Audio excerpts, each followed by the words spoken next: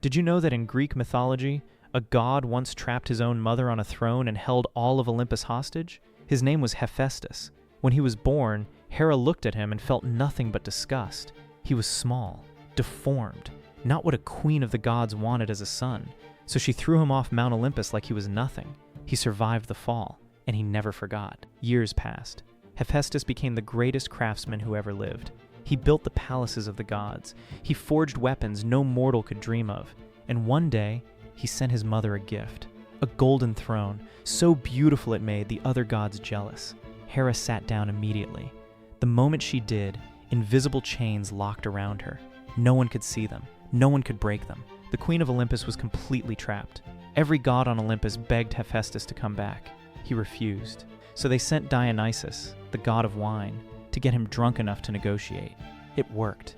Hephaestus returned to Olympus and released her, but only after he got exactly what he wanted. The rejected son brought the queen of the gods to her knees with a chair. Did you know that in Greek mythology, a god pulled off his first heist on the day he was born? His name was Hermes. Hours after entering the world, still wrapped in swaddling cloth, he crawled out of his crib.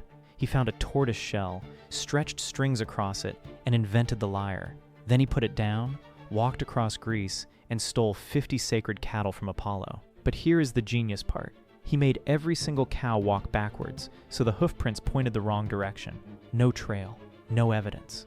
Apollo, the god of truth and light, the all-seeing, the all-knowing, got completely played by an infant. When Apollo dragged him before Zeus demanding justice, Hermes just stared up at him with big baby eyes and pointed at his own diaper. He could not even walk. How could he possibly steal anything?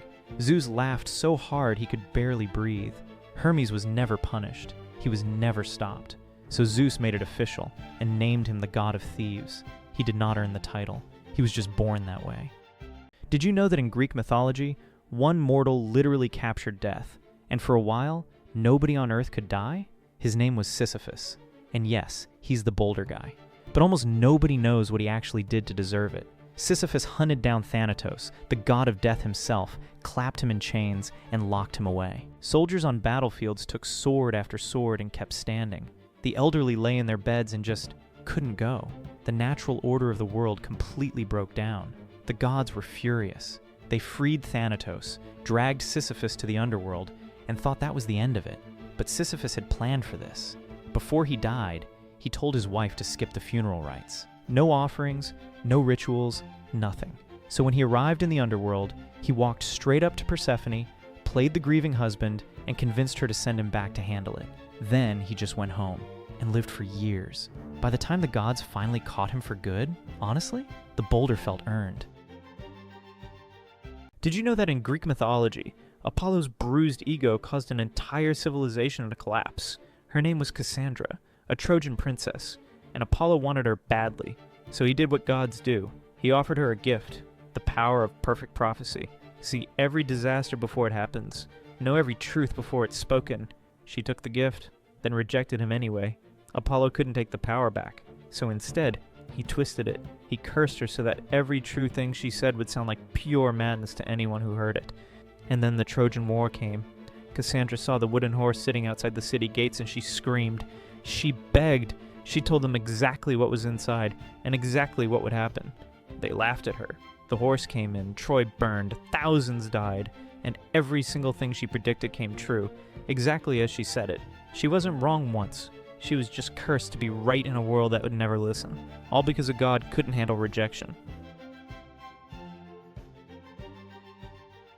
Did you know that in Greek mythology, the god of war was considered the most embarrassing god on Olympus, even by his own father? His name was Ares. He was supposed to be terrifying, the living embodiment of war, bloodshed, and raw power. Every battlefield on Earth belonged to him, and yet nobody on Olympus could stand him. It started with Athena. The goddess of wisdom beat him in combat so many times it basically became routine. She did not even break a sweat. Then came the Trojan War. A mortal named Diomedes, just a regular human soldier, stabbed Ares with a spear and sent him screaming back to Olympus. Ares went straight to Zeus, crying and begging for sympathy. Zeus looked his own son dead in the face and said, "You are the most hated of all the gods. Not the most feared, not the most powerful, the most hated. The god of war, defeated by a human, rejected by his father, disrespected by everyone. The most powerful force in Greek mythology, and nobody respected him at all. Did you know that in Greek mythology, a man once cooked his own son and served him to the gods for dinner? His name was Tantalus. He was a mortal king, and the gods actually liked him. They invited him to dine on Mount Olympus, an honor no regular human ever received. He repaid them by slaughtering his own son Pelops, boiling him into a stew, and serving him at the table. He wanted to test the gods, to see if they were truly all-knowing. They were. Every single god recoiled in horror, except Demeter, who was distracted by grief and accidentally eat a piece of the shoulder. The gods pulled Pelops back out of the pot, reassembled him completely, and replaced the missing shoulder with carved ivory. He came back whole. Tantalus was not so lucky. He was thrown into the underworld and placed in a pool of water beneath a tree heavy with fruit. Every time he bent down to drink, the water drained away. Every time he reached up to eat, the branches pulled back. Forever. That is where the word tantalize comes from.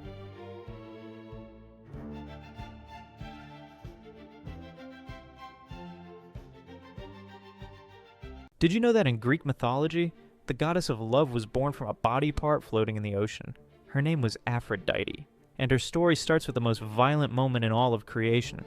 The Titan Cronus had just overthrown his own father, Uranus. He used a sickle.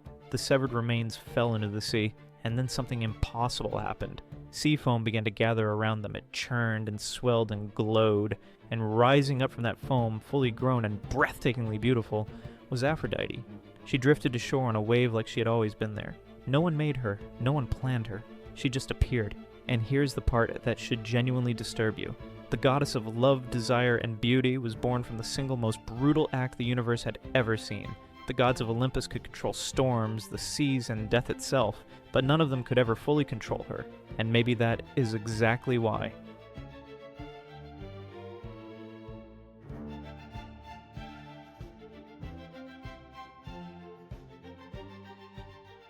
Did you know that in Greek mythology, a hunter was eaten alive by his own dogs for accidentally seeing something he wasn't supposed to? His name was Actaeon, the greatest hunter in all of Greece. His dogs were his closest companions. He had raised them, named them, trained them himself.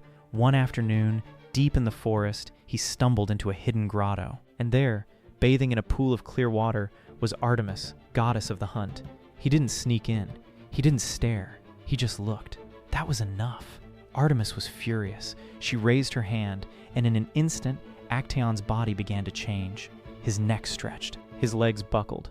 Antlers split through his skull. She had turned him into a stag. His dogs caught the scent immediately. The same dogs he had fed every morning, the ones who slept at his feet. They didn't recognize him. They tore him apart. Actaeon died in silence, unable to even scream his own name, and Artemis watched.